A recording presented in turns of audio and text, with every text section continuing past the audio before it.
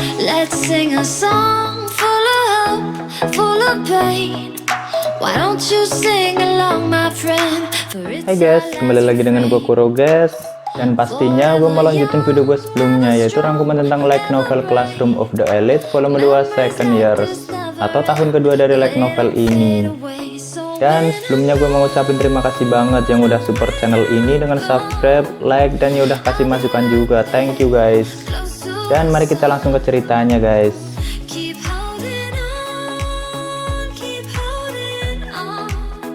Di rangkuman sebelumnya, rencana Izaki untuk membentuk kelompok dengan Kiyotaka tidak berjalan mulus. Dan dia memilih untuk tidak melanjutkannya di sini guys.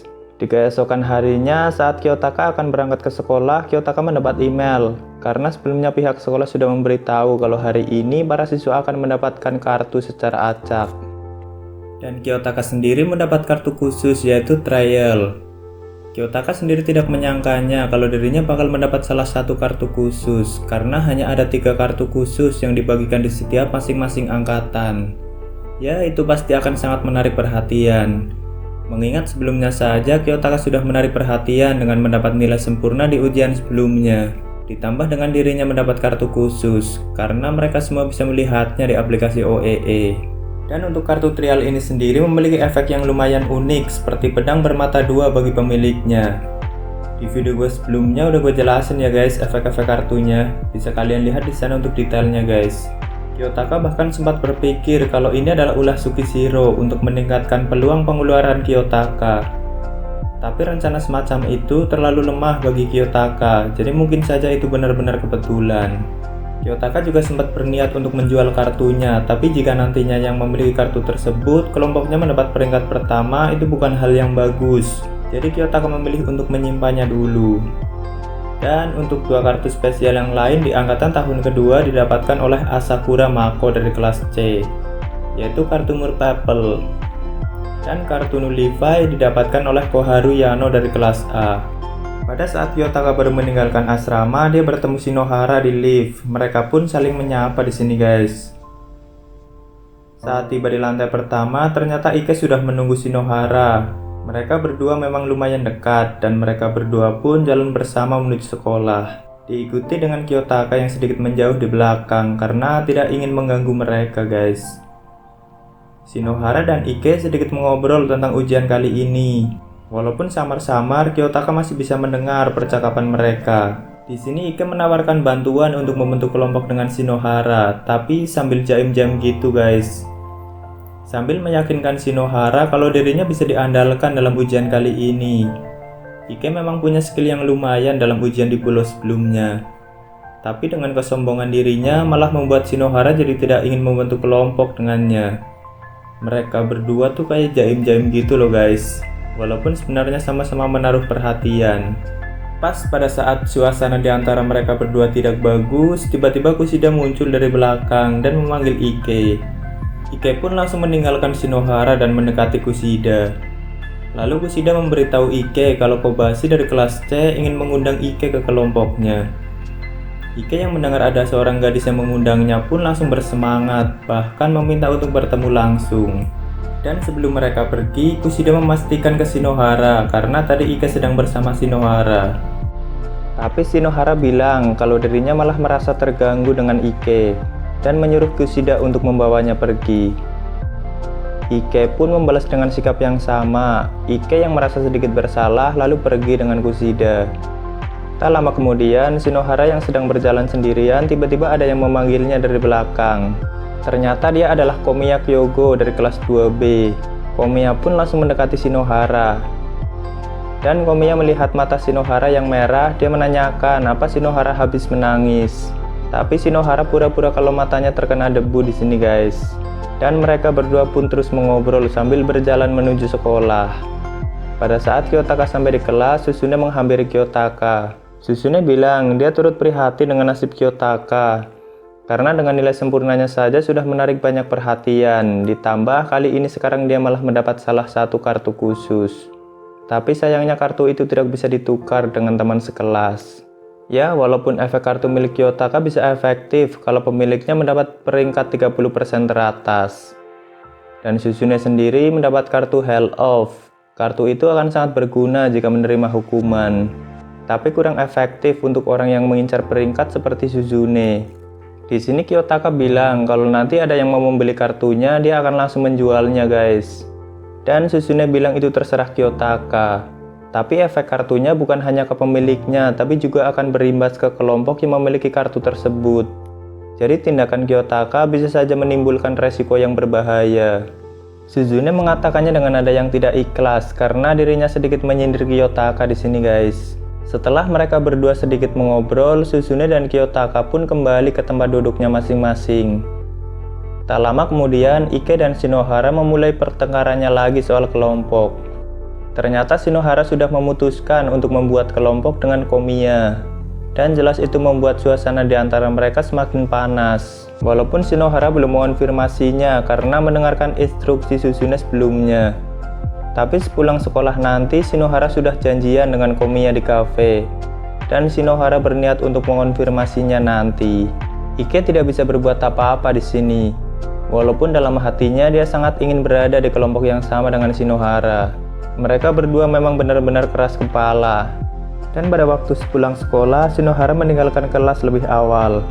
Tentu saja dia akan menemui Komiya di kafe. Beberapa saat kemudian, Ike juga pergi. Kemungkinan Ike berniat untuk melihat Shinohara dan Komiya secara diam-diam. Hirata yang memang paham situasinya langsung mendekati Kiyotaka. Dia mengajak Kiyotaka untuk menyelidiki mereka. Hirata khawatir terhadap mereka. Apalagi Ike yang memang kemampuannya akan sangat berguna untuk ujian kali ini. Lalu setelah itu, Hirata dan Kiyotaka memutuskan untuk pergi ke Kiyaki Mall untuk menyelidiki Shinohara dan Komiya. Dalam perjalanan, mereka sedikit mengobrol tentang pembentukan kelompok. Hirata memikirkan kerjasama dengan kelas 2 lainnya. Dia memiliki ide untuk menggabungkan semua kekuatan kelas 2 agar tidak ada siswa yang dikeluarkan. Hampir sama dengan ide Suzune sebelumnya. Tapi itu tidak akan mudah, karena belum tentu kelas lain akan memikirkan hal yang sama. Dan sepertinya mereka tidak punya pilihan lain selain membentuk kelompok tanpa meninggalkan penyesalan nantinya. Di sini Kiyotaka bertanya pada Hirata apakah sudah ada yang mengundangnya untuk membentuk kelompok. Karena Hirata cukup berbakat di semua bidang, pastinya sudah banyak yang ingin mengundangnya. Tapi ternyata Hirata tidak berniat mengincar peringkat. Dia hanya ingin teman-temannya tidak ada yang dikeluarkan. Dan hanya ingin membentuk kelompok dengan teman sekelasnya. Dia sangat peduli dengan teman sekelasnya.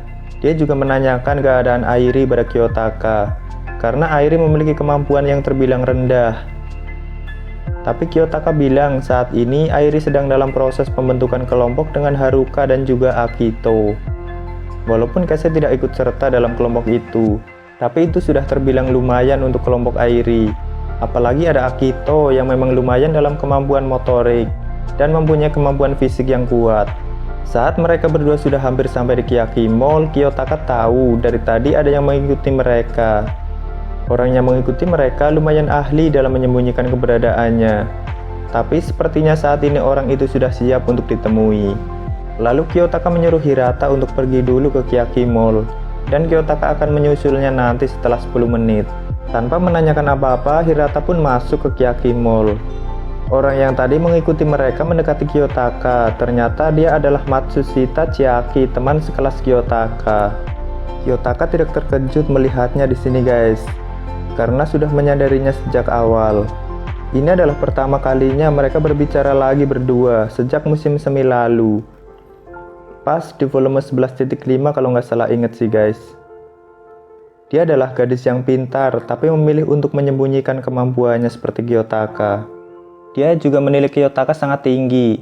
Bahkan menurutnya untuk naik ke kelas A, keberadaan Kiyotaka sangatlah dibutuhkan. Di sini Chiaki sengaja mendekati Kiyotaka karena ingin mengatakan sesuatu.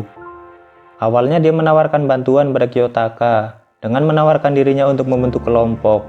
Walaupun dia tahu kalau Kiyotaka memiliki kartu trial yang akan merugikan kelompoknya jika tidak mendapat peringkat 30% teratas. Jadi dia meminta Kiyotaka untuk mengandalkannya di ujian nanti.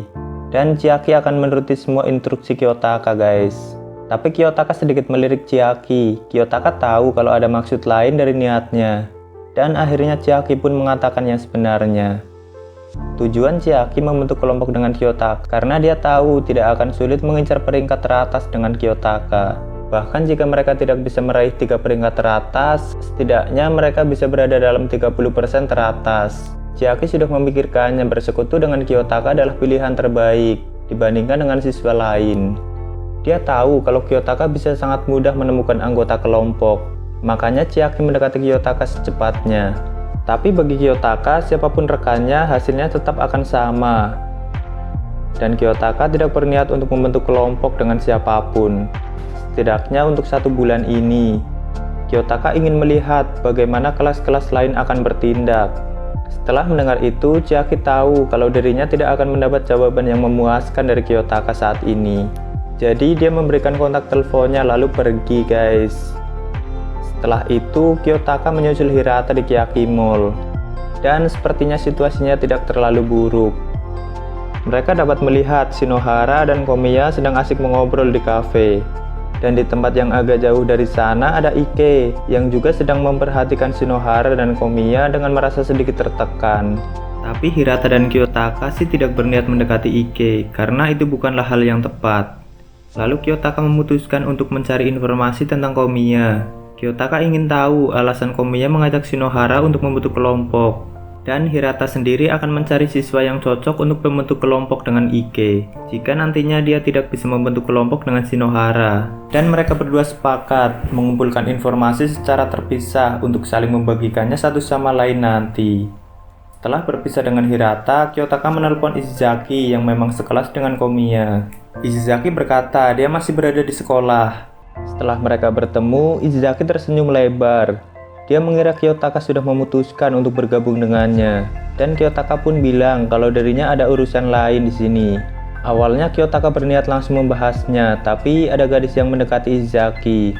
Dia siswa kelas 2B juga, yaitu Nishino Takeko. Sebelumnya Ishizaki sudah memperingatkan Nishino kalau tidak usah mengikutinya, tapi dia malah tidak mendengarkan Ishizaki. Ishizaki juga meminta maaf pada Kiyotaka karena hal ini, dan Ishizaki mendesak Nishino untuk pergi duluan ke Kiyaki Mall. Namun Nishino malah mendekati Kiyotaka tanpa menghiraukan perkataan Ishizaki. Dia menatap Kiyotaka seolah sedang mengamatinya. Ishizaki bilang kalau Nishino tidak pernah mendengarkannya, makanya dia selalu dikucilkan di kelas B. Bahkan sekarang Nishino sedang diisolasi di kelas B. Kepribadiannya tidak jauh berbeda dengan Ibuki. Dia bahkan tidak mau pergi. Dia ingin tahu ada hubungan apa Ishizaki dengan Kiyotaka. Dia mencurigai Ishizaki yang menemui Kiyotaka secara diam-diam. Lalu Kiyotaka pun memutuskan untuk membahasnya langsung daripada nantinya malah merepotkan. Pertama-tama Kiyotaka menjelaskan dasar hubungannya dengan Ishizaki. Kemudian lanjut ke topik utama.